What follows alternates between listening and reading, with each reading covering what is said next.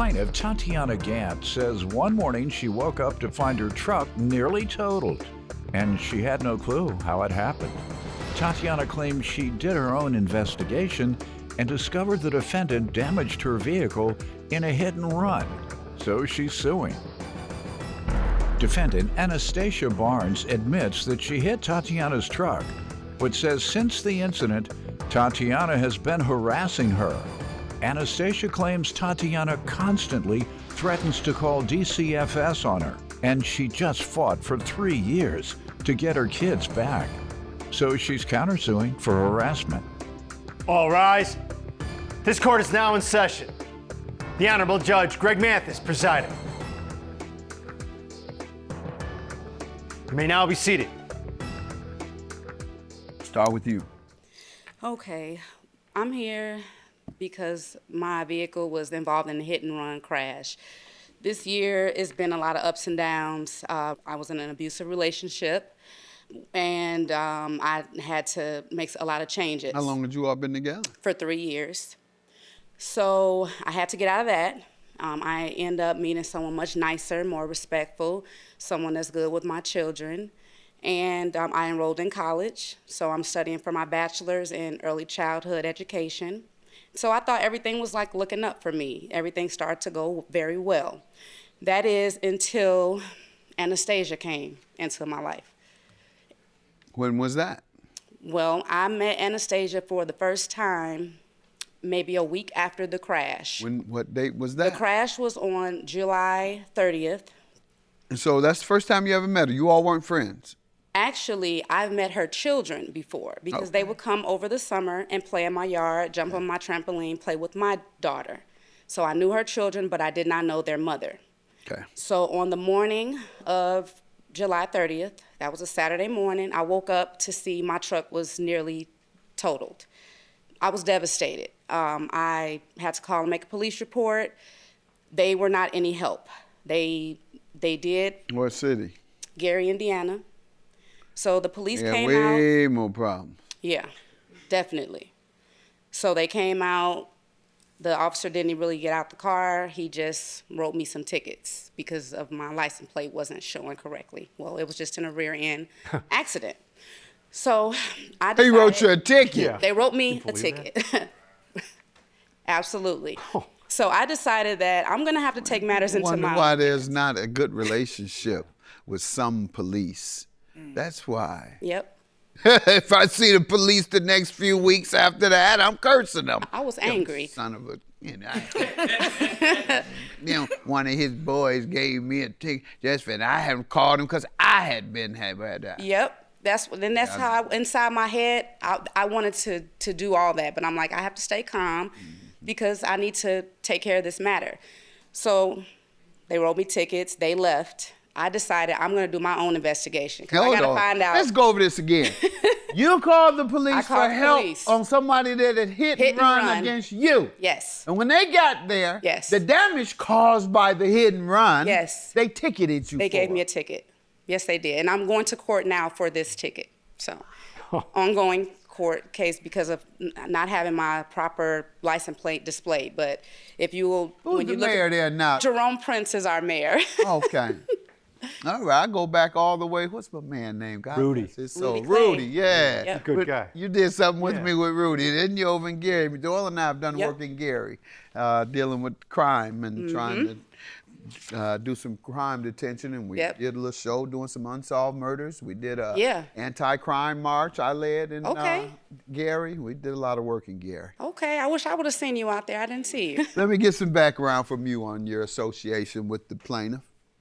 And your understanding of what happened? As I was growing up, my mother got married at the age of 28 while I was 6 years old. So I've been struggling all my life, me and my babies. And I constantly told her it was an accident. I admit to what I did. And it was just too much when I'm going through. And I just want to get this done and over with. The threat and coming to my house. I'm already dealing with the DCF. I just fought 3 years to get my kids back. Constantly telling me she was going to call DCF on me. And like I told her, my babies weren't in the vehicle. They didn't have nothing to do with it. It was just too much. when I'm going through. And I just want to get this done and over with. You know, the threat and coming to my house. I'm already dealing with the DCF. I just fought 3 years to get my kids back. Constantly telling me she was gonna call DCF on me. And like I told her, my babies weren't in the vehicle. They didn't have nothing to do. Yeah. Plaintiff Tatiana Gant is suing her neighbor, who claims Tatiana has been harassing her and threatening to call DCFS on her. Did you do that? I told her that if she doesn't do the right thing, that she would have to suffer consequences through the law enforcement because she was But what does that have to do with her children? Child Protective Services. Did you have any evidence that she was neglectful or abusive? Well, the only thing that I had was that the children would be running amok through the neighborhood. They would be in my yard. Why didn't you call them before the accident? I didn't know who she was or where the children live. I just knew that these You were the should have kids. called then, Child Protective Services. Child Protective Services, you got kids running around, back and forth, whatever, all these things you're telling me. Yep. And I don't know the parent. Yep. Did you do that? I did not. Right, that's when you should have done it. You were doing it in retaliation or in extortion. That was really extortion. When you threaten to do something that will harm someone unless they cave into your demands, even if it's a legitimate demand. If you threaten to harm someone in any way, unless they take an action that you are requesting, that's extortion. I've seen preachers extort when a preacher say you're not going to be blessed. Unless you give. Yes. That's extortion to me.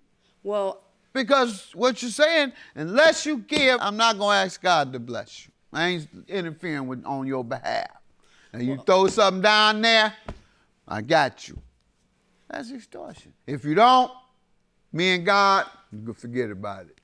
You might walk out and get hit by a Mack truck. Oh, okay. That's extortion. with all due respect, I didn't mean it to come out as an extortion, but I honestly had concerns for her children because, again, they would be running through the streets. They're skating, skateboarding in the middle of the street.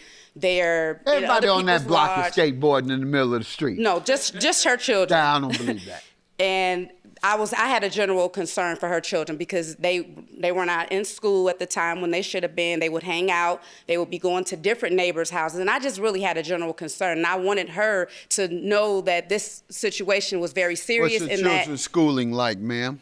My 11-year-old daughter, she have 19 certificates. I have a 10-year-old daughter, a 7-year-old daughter, and a 7-year-old son. And for some reason, they didn't have a bus to come through our district. So they had wound up transferring my kids. First, I had to find a school for my kids to go to. So I wound up finding... Why did you have to find one? Because they transferred them far away? Yes. So it was too far. Then I don't have a vehicle. So it was hard for me to call people to get my kids back and forth to school. First, I had to find out what school that'll come to my house, a bus, to pick my babies up, the three youngest ones. So that was just temporary? Yes, sir. That they had to miss school a few days or Yes, what sir. have you until you addressed that issue? Yes. But typically, your children are Yes. always in school? Fully custody, yes. All right. And you make sure they get off school. And Yes. what's the structure of the household? Give me the routine that you engage in with your children from the time they wake up. They wake up at 5:45. That's the problem then. That's why they're going crazy. About 3 o'clock, wake somebody up at 5:45. Go ahead. I'd be crazy too about 4 o'clock. Go ahead. You waking them kids up at 5:45, and then what? Then they get dressed, they eat their breakfast, get dressed, they watch a little cartoons, then they got to be on their way out the door to catch the bus. My oldest daughter have to walk all the way like close, almost by the flea market. That's the 11-year-old to catch her bus. Any of them involved in after-school activities, perhaps at school, My hopefully? oldest daughter, she's cheerleading, basketball. The younger three, they haven't. They was doing cheerleader, but they didn't like it so well. The youngest two daughters. My son, basketball, got his trophy. He was playing for the I-9s, and that's it. You know you're wrong. Congratulations. You sound like with all the struggles that you endure, you're doing the most important thing, and that's making sure your children, you see, that's exactly why I zeroed in on your children's education and the structure of the household. So I hope when they come home from their activities, you at least, I don't know, feed them first, but give them at least 20 minutes of clean their chores. Oh, most definitely. And then let them watch their little program for an hour or two, and then it's time to go to bed at 9:30, close to 10. So, yeah, and that's in whatever your circumstance is, if you administer that type of structure in your household with an emphasis on education and positive values, then I think you'd be all right, whatever circumstance you're in, all right? Sir. But I'm glad to hear that, and that isn't something she could say is thorough and is in-depth if it wasn't true. So I believe her, and that's good to know. What's the structure of the household? Give me the routine that you engage in with your children. Time they wake up. They wake up at 5:45. That's the problem, man. That's why they're going crazy. About 3 o'clock, wake somebody up at 5:45. I'd be crazy too about 4 o'clock. Go ahead, you waking them kids up at 5:45, and then what? Plaintiff Tatiana Gant is suing her neighbor, who claims Tatiana has been harassing her and threatening to call DCFS on her. You do admit to damaging the truck. Yes, sir. And what's the damages? You say $3,500. You have any estimates? Yes, I have an estimate. Where? What page? Oh yeah, this is pretty bad. She did all of this, man? Yes, it was actually. Does it look like that? Yeah, I have That's a. rough. There's another You photo. don't have to show me nothing, 'cause my price might go up. Let me get you out of here while you're ahead. That's a lot for $3,500. I would dismiss that harassment claim so I can get you out of here. Because if she say, Judge, I think I want a couple more thousand. Now that I think about it, I may have to. Because this is a bargain. $3,500 is your judgment. Thank you. Your claim is dismissed. That's some Gary prices. Have a good day. Thank you, Your Honor. All right. Well, my folks in Gary, I love them. I would just like to say I'm glad this is over. I never meant any harm. I really just wanted you to pay the money and just, to do the right thing. I never had any intentions on actually calling DCS on you or getting you arrested, because I understand what your struggle is. So I just wanted the money to get my truck fixed. I appreciate it. I'm glad this done and over with. Yes. We can go on about our life. Yes. Thank you. So thanks for Judge Mathis.